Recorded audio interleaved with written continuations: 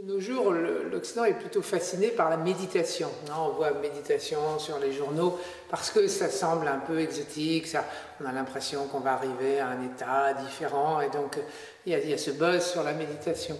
Mais en réalité, moi je préfère le mot de sagesse, parce que la sagesse, finalement, c'est pas seulement une technique de méditation. Certes, une technique de méditation va nous aider au quotidien à progresser en paix intérieure, mais elle doit forcément aller de pair avec une éthique et avec une compréhension du monde.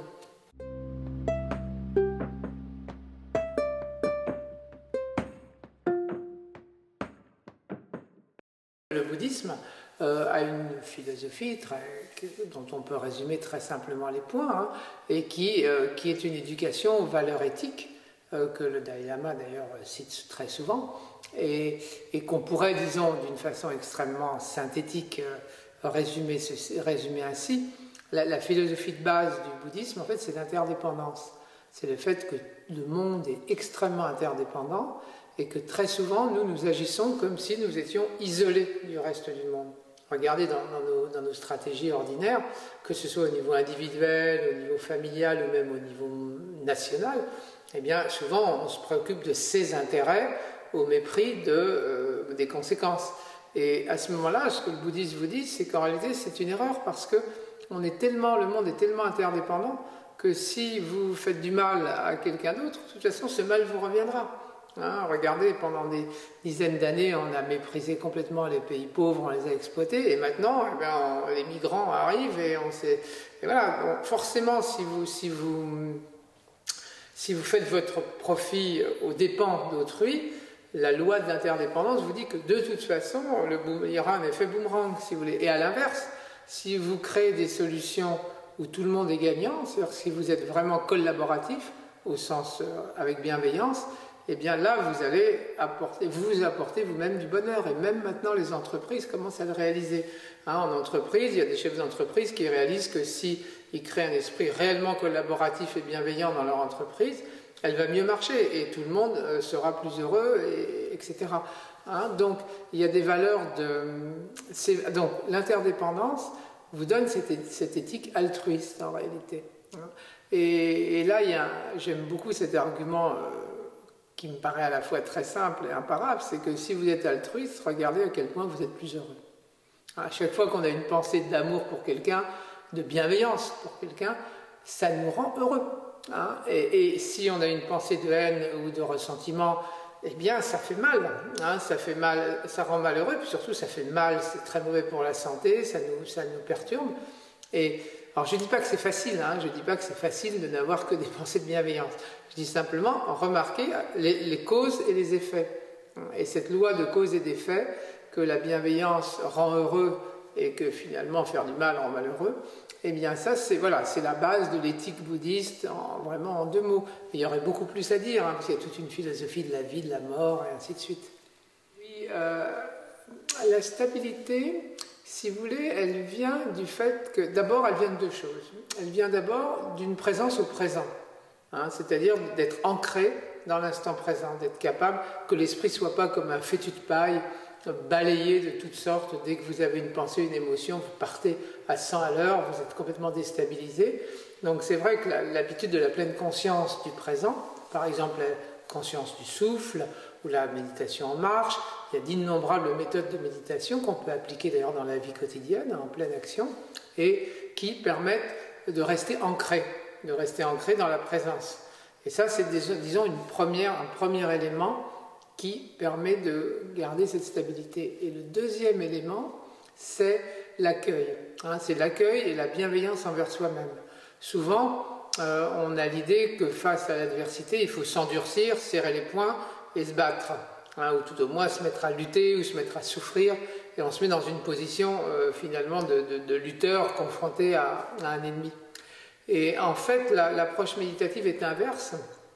Elle consiste en fait, au moment où on ressent une émotion difficile, par exemple, eh bien, d'apprendre à en être conscient aussi des sensations physiques qui sont associées, et commencer à accueillir tout cet ensemble-là, les sensations, l'émotion, accueillir aussi les schémas de pensée qui peuvent s'élever, les accueillir sans jugement, et simplement prendre l'habitude de les observer, de mieux les connaître, de les regarder attentivement, mais sans jugement, hein, sans partir, si vous voulez, sous leur emprise. Un petit peu, si vous voulez, comme quelqu'un qui viendrait vous vendre quelque chose, eh bien, soit vous l'écoutez et ça y est, vous tombez sous son emprise et il sent qu'il vous a et qu'il peut faire de vous ce qu'il veut.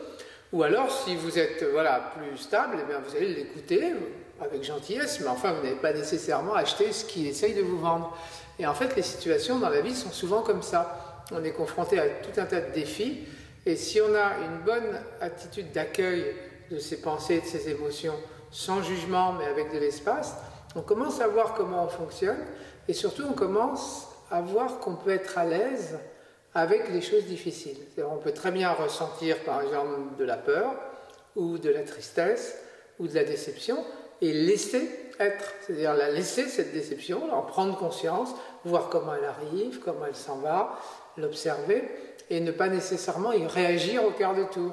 Hein, donc on se place un peu sur le mode curiosité plutôt que sur le mode implication. Au lieu d'être impliqué dans les phénomènes, on est simplement curieux et on est observateur, et progressivement, vous savez, ça permet finalement de beaucoup mieux gérer les situations inconfortables.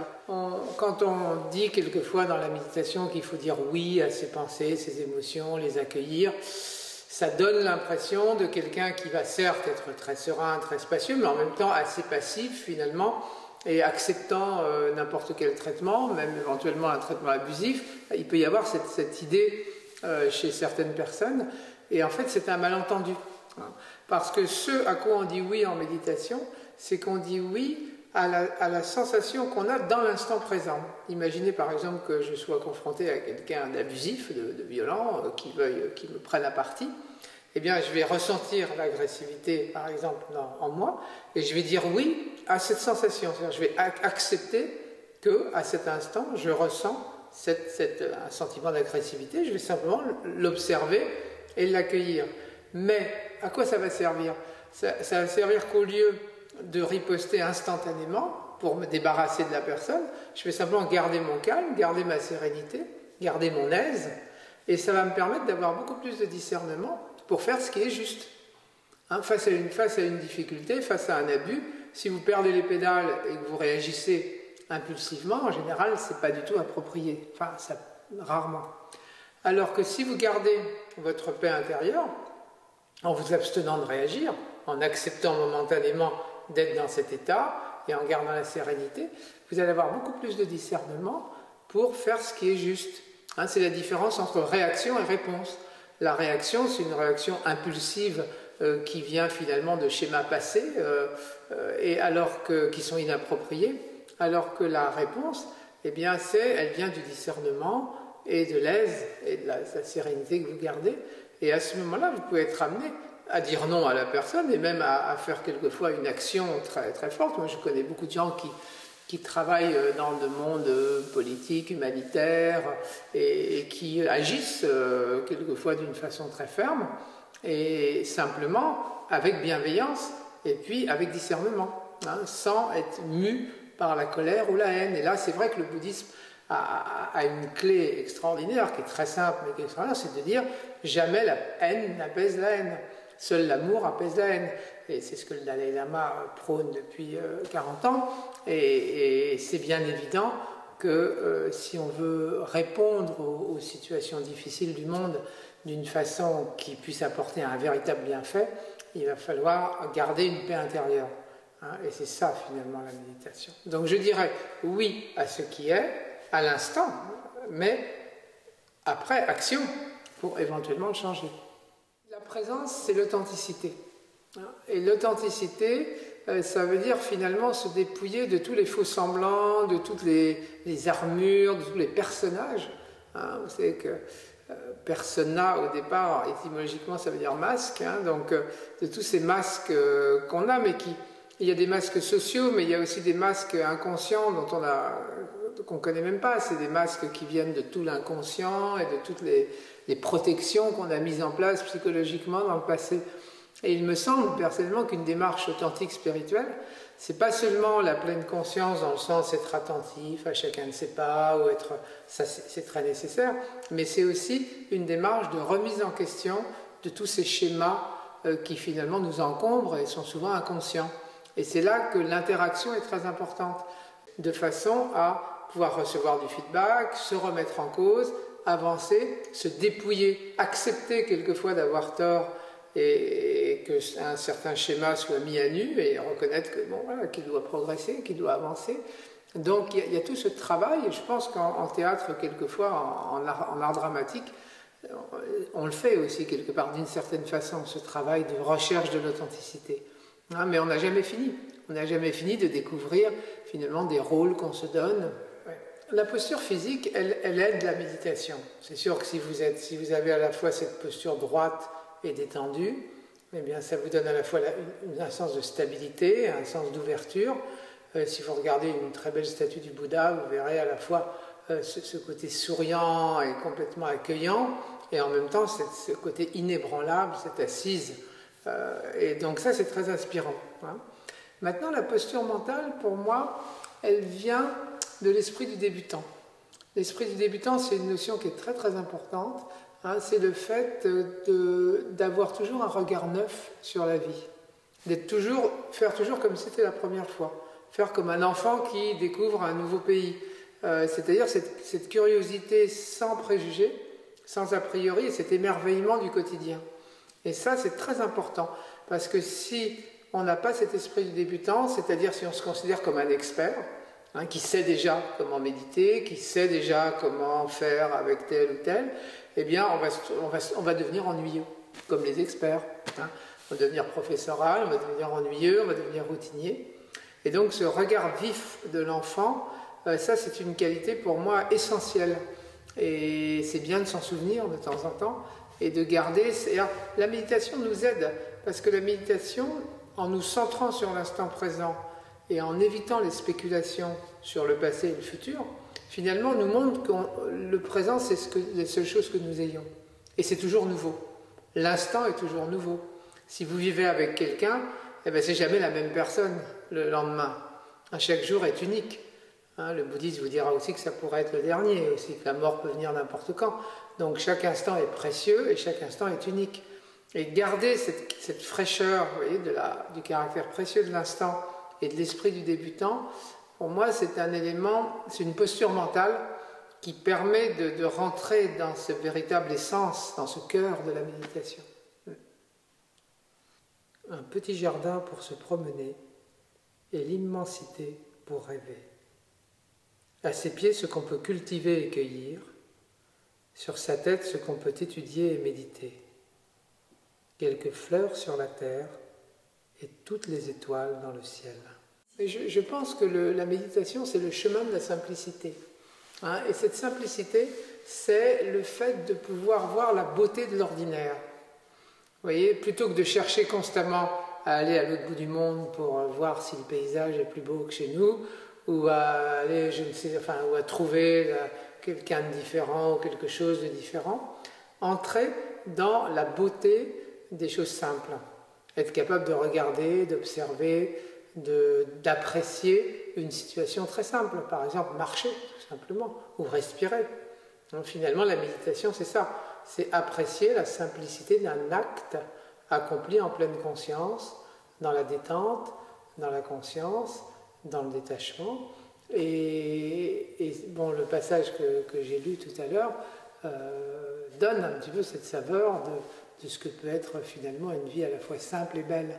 Et il me semble personnellement que c'est quelque chose qu'on devrait retrouver, parce que notre société est quand même basée sur le consumérisme, c'est-à-dire l'idée qu'on n'a pas ce qu'il nous faut pour être heureux finalement. Hein, et donc il y a vraiment inscrite dans le fonctionnement de la société moderne l'idée qu'on ne peut pas être heureux, qu'on n'est pas heureux tel qu'on est et qu'il nous faut autre chose. C'est quand même très pernicieux, surtout que c'est même pas dit explicitement, finalement c'est la culture le transmet.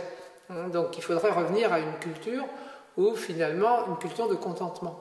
Une culture de contentement et d'appréciation. Ce qui ne veut pas dire, bien sûr, être immobile et ne plus évoluer. Hein. On peut très bien à la fois avoir un contentement, une appréciation de la simplicité de la vie, et en même temps entreprendre beaucoup de choses et être très actif. L'un n'empêche pas l'autre. Mais dans son cœur, disons, avoir le regard ouvert les sens ouverts à l'appréciation de la simplicité de l'instant présent. Ouais, ça, c'est une des qualités principales. Et bien sûr, vous le faites en méditation formelle éventuellement, mais ça va être en fait toute la journée que ça va se produire. Pour l'impermanence, très simplement, c'est simplement que tout change constamment. Et que, bon, il y a la mort, bien sûr, qui nous attend, mais même sans aller jusqu'à la mort, à chaque instant, finalement, tout est en perpétuel changement. Il y a cette idée qui est très curieuse, en fait, elle est inscrite dans notre esprit, que ce qui existe devrait être permanent.